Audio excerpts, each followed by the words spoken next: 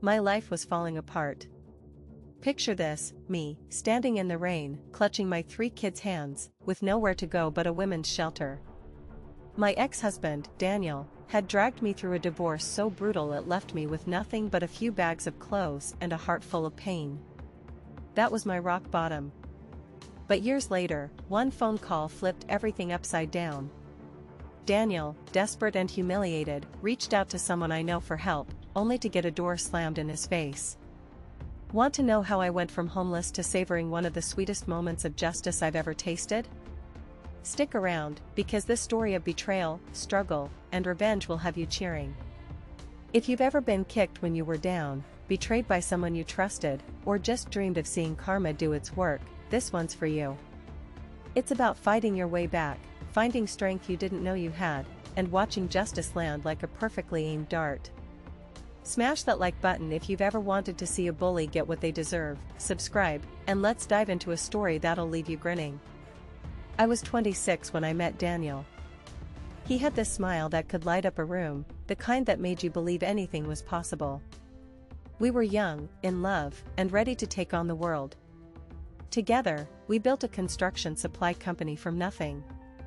Picture us in a cramped office, surrounded by stacks of invoices, laughing over cheap coffee as we dreamed big. I handled the books, sweet-talked clients, stayed up late crunching numbers. Daniel was the frontman, charming suppliers, closing deals.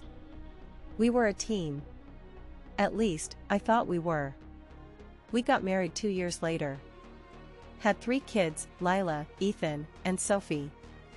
For a while, life felt perfect. The business was growing, money was coming in, and we had a cozy house filled with laughter. But then the cracks started showing.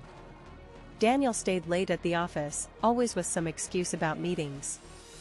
His temper flared over nothing, a misplaced file, a late delivery. I'd catch him on the phone, his voice low, secretive. My gut screamed something was wrong, but I ignored it. I loved him. I trusted him. Big mistake. Then came the divorce. One day, I'm packing lunches for the kids, singing along to the radio. The next, I'm handed divorce papers. Daniel wanted out. Worse, he wanted everything, the business, the house, our savings. He'd been planning it for months, siphoning money into accounts I didn't even know existed. His lawyer was ruthless, painting me as an unstable mom who couldn't handle the business. I stood in that courtroom, my hands shaking, picturing Lila's gap-toothed smile, Ethan's favorite dinosaur toy, Sophie's tiny hand in mine. I felt like the ground was swallowing me whole. When it was over, I had nothing. No home, no money, no business. Just me and my kids. Lila was 7, Ethan 5, Sophie barely 3. We ended up in a women's shelter. The walls were thin, the air smelled like bleach, and the beds creaked with every move. Every night, I'd hold my kids as they cried, asking why we couldn't go home. "It's just for now," I'd whisper, my voice cracking. But I didn't know if I believed it. My heart felt like it was bleeding, and every day was a fight to keep going. Daniel didn't just leave me. He made sure I suffered. He'd call to check on the kids, but it was really to rub it in. "You're nothing without me," he'd say, his voice dripping with smugness. "You'll never make it." I'd grip the phone so hard my knuckles turned white, biting back tears so the kids wouldn't hear. He'd show up for his custody weekends in a shiny new car, flashing his new life while I scraped by on food stamps. I'd see him laughing with his new girlfriend, some woman half my age, and it was like a knife in my chest. The worst came when he sold the business. Our business. The one I'd poured my soul into, staying up until 2 a.m. balancing the books, charming clients to keep us afloat. He sold it to a competitor for a huge profit and didn't give me a dime. I found out from a friend who sent me a screenshot of his LinkedIn post.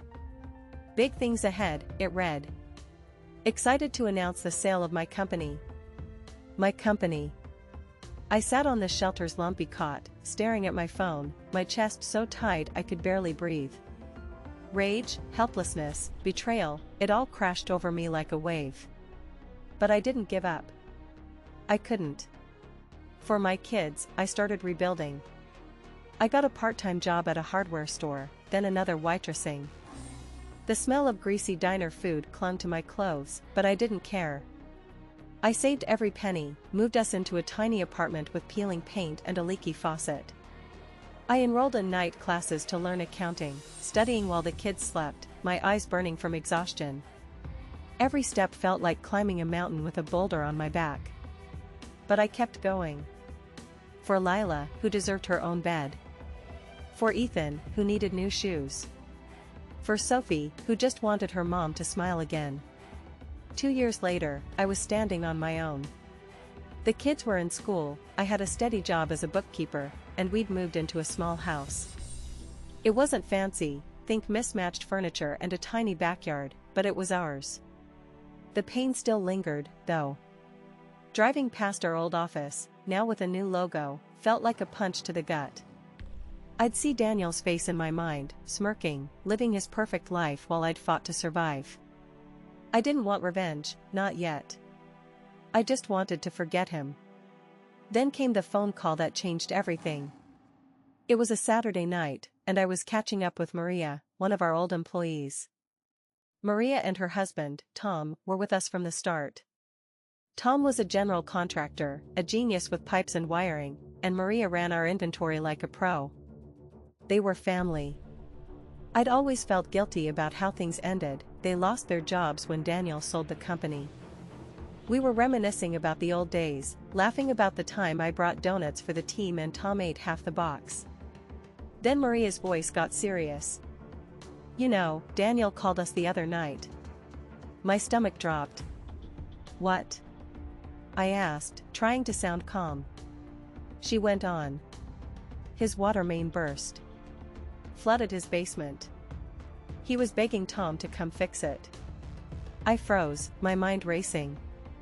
Daniel, the man who'd left me in ruins, was now desperate enough to call my friends for help. I leaned forward, gripping my mug of tea, now cold. "What did Tom say?" I asked, my heart pounding.